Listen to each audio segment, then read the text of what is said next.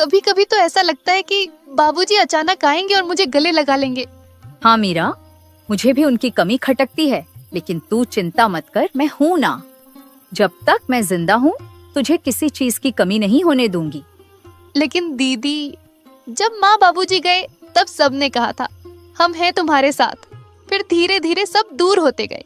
चाचा चाची तो जैसे बस हमारे हिस्से की जमीन के लिए ही हमारे करीब थे। ज्योति की आंखों में आंसू थे, लेकिन उसने उन्हें छुपाया। उसे अपनी बहन के सामने कमजोर नहीं पड़ना था। दुनिया बहुत चालाक है मीरा। रिश्ते अब खून से नहीं, धन दौलत से बनते हैं। लेकिन हम भी अब चुप नहीं रहेंगे। अगर हमें अपने अधिकार के लिए लड़ना पड़े तो लड़ेंगे।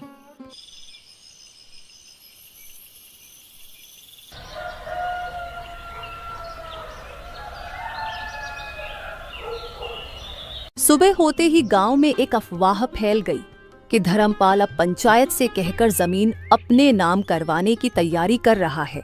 गांव की गलियों में लोग कानाफूसी करने लगे। अरे सुन सुग्गो, धर्मपाल ने तो कमाल कर दिया। अपने ही भाई की बेटियों को बेघर करना चाहता है। हाँ काकी, कैसा रिश्तेदार है, अपने ही भतीजों को बेघर करने में तुला हुआ है। इन बातों की भनक ज्योति को लगी तो वो मीरा को लेकर सीधा सरपंच के वहां पहुंची। सरपंच जी, हमें आपसे इंसाफ चाहिए था। मेरे माँ बाबूजी की जमीन पर मेरे चाचा जबरदस्ती का दावा कर रहे हैं और आप लोग उनका साथ दे रहे हैं। मुझे आपसे ये उम्मीद नहीं थी। हम कोई अबला नहीं है, हम ऐसे चुप नहीं रहेंगे सरपंच जी। ऐसे कैसे कोई भी आके हमारी जमीन हड़प लेगा। थोड़े समय बाद धर्मपाल, बिमला और कमल भी वहां पहुंच गए और वहां पर नाटक करने लगे। सरपंच जी, हम तो बस इनकी भलाई चाहते हैं। भाई की मौत के बाद हमने ही इन्हें पाला है, आप तो ये अच्छे से जानते हैं। और अब जब लड़कियां बड़ी हो गईं, तो हमें बदनाम कर रही हैं। जरा सोचिए, क्या यही इंसानियत है? ज्योति बेटी, तुम्हारे चाचा तो ठीक कह रहे हैं। तुम लोग तो एक ही परिवार के हो। परिवार के बीच ये झगड़ा क्यों? वैसे भी सरकारी कागजात के हिसाब से तुम्हारी जमीन में इनका भी हक है। ऐसे कैसे सरपंच जी? ये लोग हमारी मजबूरी को देखकर हमारा फायदा उठाने आए हैं। ये कोई परिवार नहीं है, ये बस जमीन के लालच में परिवार होने का दिखावा कर रहे हैं। ये सब बात चल ही रही थी कि तभी पटवारी भी वहां आ जाता है। हरीश चंद्र की जमीन कानूनी तौर पर सिर्फ उनकी नहीं है, इसमें उनका भाई धर्मपाल का भी हिस्सा है। ऐसे कैसे? तुम लोग तो बस कागजात के बारे में बोल रहे हो, लेकिन क्या सबूत है कि हमारी जमीन का चाचा जी भी हिस्सेदार है? हाँ ज्योति बेटिया, बात तो सही कह रही है। तुम लोग कुछ पुख्ता सबूत भी पेश करो, तब जाके मैं पंचायत बुलाकर सही फैसला ले पाऊंगा। सरपंच के मुंह से ये सुनने के बाद धर्मपाल, बिमला और कमल थोड़ा हताश जैसे नजर आए और वे लोग वहां से निकल गए। अरे पटवारी, तुम किसका इंतजार कर रहे हो? तुमको नहीं जाना उनके पीछे पीछे कितने पैसे खिलाए थे मेरे चाचा ने? ज्योति की ताना सुन के पटवारी शर्म से वहां से निकल जाता है। बिटिया, मुझे गलत मत समझना। मेरे आंखों के सामने जो आया मैंने उसे ही सच मान लिया। इस बार मैं अच्छे से जांच पड़ताल करके एक नतीजे में पहुंचूंगा। आगे से मैं धर्मपाल के बातों में नहीं आऊंगा। और वे लोग तुम दोनों के मजबूरी का फायदा उठाना चाहते हैं तो मैं तुम लोगों को न्याय और उन लोगों को कड़ी सजा दूंगा। सरपंच के मुंह से ये सुन के दोनों ने थोड़े राहत की सांस ली और थोड़ा शक, थोड़े खुशी के साथ घर लौटे।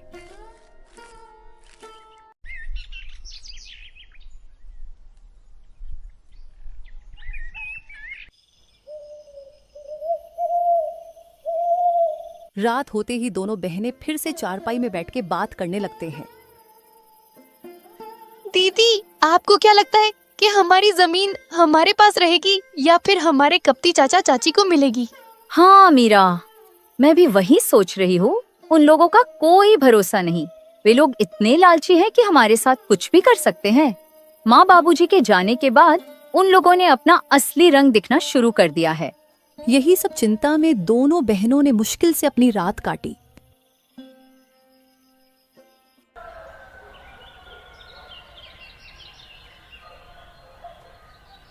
गांव की हवाओं में हल्की सरसराहट थी। आसमान में बादल थे, पर बारिश का कोई नाम ओ निशान नहीं। लेकिन ज्योति और मीरा के मन में बहुत कुछ उमड़ रहा था, जैसे भीतर कोई तूफान उठ रहा हो।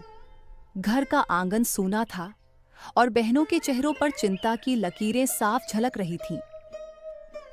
दीदी, आज खेत चलें क्या?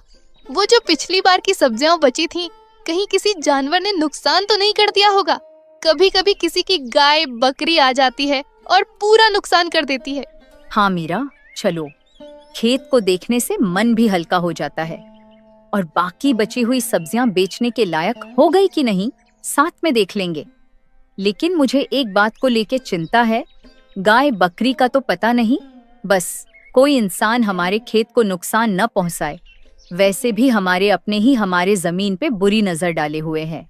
दोनों बहनें खेत की ओर चल पड़ी। रास्ते में पेड़ों की छाव थी और चिड़िया की सहल पहल।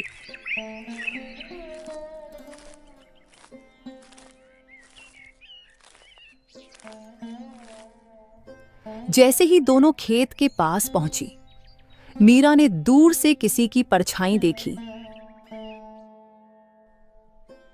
दीदी, वो देखो, वो कमल ही है ना? कमल उनके सामने खड़ा हो गया।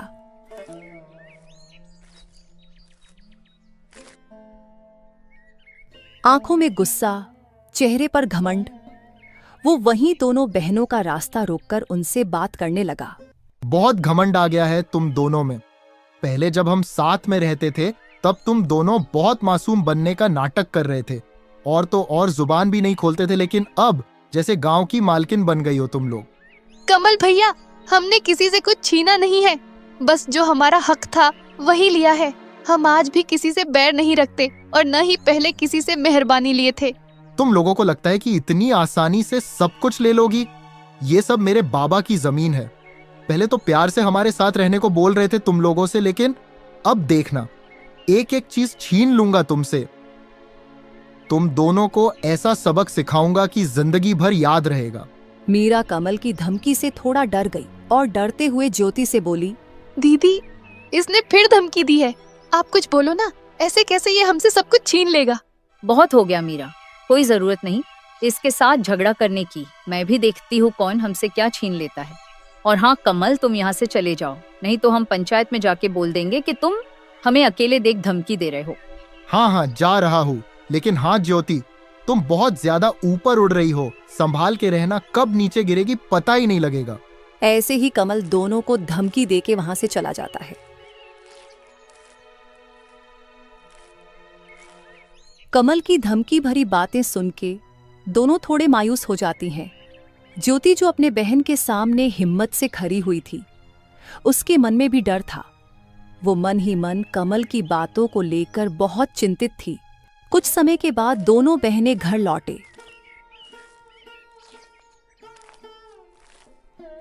घर लौटकर दोनों बहनें चिंता में डूबे हुए थे। रोज की धमकी और षड्यंत्र ने दोनों के जीवन में बहुत सारे चिंता और दुख ला दिया था। दीदी, ये लोग हमारे पीछे क्यों पड़े हुए हैं? हमने किसी का क्या बिगाड़ा है? हमारे चाचा के पास तो सब कुछ है। वो लोग हमसे अच्छी जिंदगी जी रहे हैं, फिर भी वे लोग हमारा जमीन हड़पना चाहते हैं। इंसान की लालच कभी खत्म नहीं होती मीरा। भले ही इंसान के पास सब कुछ हो, फिर भी इंसान और चाह के लालच में या तो दूसरे का नुकसान करते हैं या फिर अपनों का ही नुकसान करते हैं। हम तो इनके खिलाफ कोई बड़ी कदम भी नहीं रख सकते। उनके कर्मों का फल उन्हें भगवान जरूर देंगे। ऐसे ही कुछ दिन बीत जाते हैं। एक दिन अचानक धर्मपाल के चावल के मिल में किसी कारण आग लग जाती है। जब दोनों बाप बेटे को ये खबर मिली तो वे दौड़ते हुए वहां पहुंचे। मिल के बाहर लोगों की भीड़ जमी हुई थी, लेकिन गांव वालों ने पहले से ही आग बुझा दिया था। धर्मपाल और उसके बेटे को देख गांव वाले कानाफूंसी करने लगे। अरे ये आग ऐसे ही नहीं लगी, ये तो धर्मपाल और उनके परिवार के किए गए बुरे कर्मों का नतीजा है। उन्होंने बिन माँ बाप के उन दोनों लड़कियों को बहुत परेशान किया था। अब देखो क्या हुआ इनके साथ। हाँ भाई, बिल्कुल सही कह रहे हो। मैं भी वही सोच रहा था। भगवान बुरे कर्मों का सजा इंसानों को जरूर देता है। भगवान के घर देर है लेकिन अंधेर नहीं। गांव वालों की बात सुन के दोनों बाप बेटे गंभीर चिंता में चले गए। ज्योति और मीरा के प्रति उनका जो व्यवहार था वो सोच के धर्मपाल को बुरा लगने लगा। तभी दूसरे गांव का एक जमींदार आया जिसके साथ धर्मपाल ये चावल के मिल का व्यापार करता था। अरे ओ धर्मपाल, मिल में तो आग लग गई, मेरे पैसे तो सारे डूब गए। तेरे भरोसे मैंने तेरे जमीन में मिल खुलवाकर व्यापार किया था, अब तो मेरे नुकसान का भरपाई तुझे ही करनी होगी। सेठ जी, पता नहीं यह हादसा कैसे और क्यों हुआ, लेकिन आप निश्चिंत रहे, मैं कुछ न कुछ करूंगा। आप मुझे थोड़े मोहलत दे दो बस। अरे कैसी मोहलत? तेरे साथ व्यापार किया वही तेरे लिए बहुत मदद हो गई। अब मैं तेरे लिए कुछ नहीं करूंगा। मुझे मेरे पैसे वापस कर और उसके बाद तू अपने रास्ते में अपने रास्ते। सेठ जी, आप ऐसा मत कीजिए, इस मुसीबत के घड़ी पे आप यूं मुंह मत फेरिए। मैं कुछ भी नहीं जानता, मुझे बस मेरे पैसे चाहिए। बहुत मदद कर सका तुम लोगों की। तुम जैसे लोगों के साथ मैंने व्यापार किया वही बहुत बड़ी बात है तुम लोगों के लिए। कुछ भी करना पड़े करो, बस मुझे पैसे दे दो। ठीक है, फिर आप मेरे इस जमीन को ले लीजिए। इस जमीन से तो आपका थोड़े से कर्ज चूकता हो जाएगा ना। अगर हो जाए तो मैं आपको कल जमीन के कागजात भेज दूंगा, और बाकी के पैसे मैं नहीं दूंगा, क्योंकि आप भी मेरे इस चावल के मिल का हिस्सेदार थे और आपने इससे मुझसे ज्यादा मुनाफा कमाया है। अब इसका पूरा नुकसान मैं अकेला क्यों झेलूं? ऐसा है क्या? ठीक है, तू मुझसे दुश्मनी मोड़ ले रहा है, देख लूंगा तुझे। फिलहाल तू मुझे अपनी इस जमीन के कागजात भेज दे, बाकी के पैसे तो मैं तुझसे बाद में वसूलूंगा। जमींदार से ये सुनने के बाद दोनों बाप बेटे हताशा और गुस्से में वहां से घर निकल जाते हैं।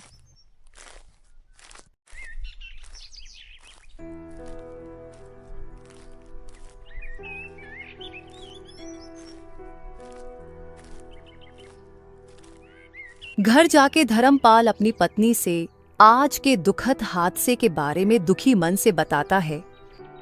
अरे भाग्यवान, हमारे साथ ये क्या हो गया? हम तो पल भर में बर्बाद हो गए। पूरा कारोबार, जमीन सब कुछ छीन गया। अब तो बस ये घर ही बचा हुआ है। मुझे पता है ये सब भगवान हमारे बुरे कर्मों का फल दिया है हमको। ये जी, आप ऐसे मायूस मत हो, कुछ रास्ता होगा। हम ऐसे कैसे बर्बाद हो गए? और हाँ, आप तो वो दूसरे गांव के जमींदार के साथ व्यापार करते थे ना, उनसे मदद मांगिए ना, वो तो कुछ मदद कर देगा। अरे कैसी मदद माँ, वो आदमी मदद करेगा। अरे मदद छोड़ो, उसने हमारे चावल के मिल के जमीन को भी हड़प लिया। अरे ये क्या कह रहा है तू? अगर किसी से मदद नहीं मिला तो हम क्या करेंगे इस मुसीबत के घड़ी में? छोड़ो भाग्यवान, जो हुआ है वो सब अपने ही बुरे कर्मों का नतीजा है। तुम खुद ही सोचो, हमने मेरी दोनों भतीजियों को कितना दुख दिया है, उसी का पाप लगा है हमें। हाँ माँ, बाबूजी बिल्कुल सही कह रहे हैं। हमने पाप किया है, हमें अब इसी दुनिया में पापों का फल भुगतना पड़ेगा। पता नहीं बिना पैसों के अब ये घर कैसे चलेगा। हाँ कमल बेटा, तू सही बोल रहा है। अब हम ये घर कैसे चलाएंगे? हमें तो गांव में कोई मदद भी नहीं करेगा। ज्योति और मीरा के ऊपर किए अन्याय के लिए गांव वाले भी हमसे नाराज है। ऐसे तो हम सड़क पे आ जाएंगे। ये सब बात करके तीनों बहुत उदास हो जाते हैं और तभी इस उदासी भरी माहौल में बिमला बोल पड़ती है। ये जी, मेरे मन में एक विचार आया है। क्यों ना हम ज्योति और मीरा के पास जाके उनसे मदद मांगे और साथ में उनसे हाथ जोड़ के माफी भी मांग लेंगे। मदद? कैसी मदद माँ? वे दोनों हमारी कैसे मदद करेंगे? उनके पास तो मदद करने के लिए कुछ भी नहीं है और न ही वे मदद करेंगे। आखिर इतना दुख जो दिया उनको हमने। अरे क्या बोल रही हो तुम? पागल हो गई हो क्या? कितना परेशान किया है उनको। अब किस मुंह से जाऊंगा उनके पास मदद मांगने? और वे तो खुद ही कितनी मुश्किल से जी रहे हैं, हमारी क्या मदद करेंगे वे? अरे आप लोग थोड़े शांत हो जाइए। हम उनसे पहले दिल से हाथ जोड़कर माफी मांगेंगे और उसके बाद हम उनके जमीन पर खेती करने की इजाजत मांगेंगे और खेती का जो भी मुनाफा होगा उनको भी आधा देंगे और हमारा भी जैसे तैसे गुजारा हो जाएगा। और हाँ, मैं इस बार लालच में नहीं बोल रही हूँ, मैं बुरी परिस्थितियों के चलते बोल रही हूँ। तुम बात तो ठीक ही कर रही हो। हमें तो कोई मदद करेगा नहीं और हमें तो ज्यादा कुछ काम भी नहीं आता, बस थोड़ा खेती बाड़ी जानता हूँ मैं। और अगर वे लोग मदद के लिए मन जाए तो कमल भी मेरी खेती में मदद कर देगा। हाँ बाबूजी, मैं करूंगा मदद। चलिए बात करने जाते उनसे, और अगर वे मदद नहीं भी करे तो कम से कम माफी की उम्मीद तो रख ही सकते हैं। ये बोल के तीनों ज्योति और मीरा के घर पहुंचे।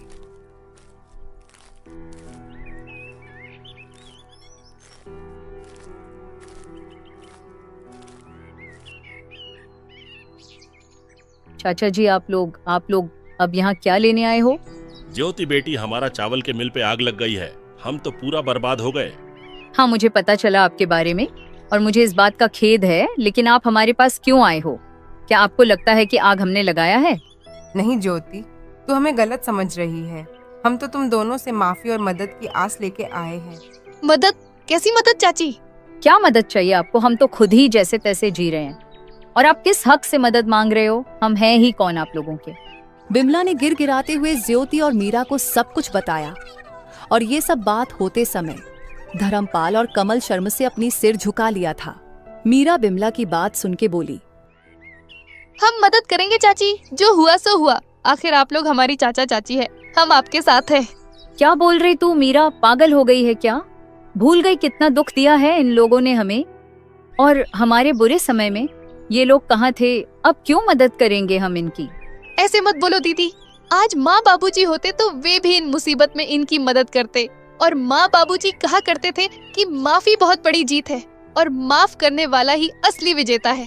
फिर भी मीरा, मैं इन लोगों की करतूत नहीं भूलूंगी। मैं मदद करने के लिए तैयार नहीं हूँ। दीदी, आपको मेरी कसम, कृपया आप उनकी मदद कर दीजिए। और वैसे भी इनको हमारे जमीन पे खेती करने देंगे तो हमारी भी बहुत मदद होगी और हम आगे से हंसी खुशी एक साथ रह पाएंगे। मान जाओ ना दीदी, मुझे माँ बाबूजी की कमी बहुत खलती है। इनके साथ होने से मुझे अच्छा लगेगा।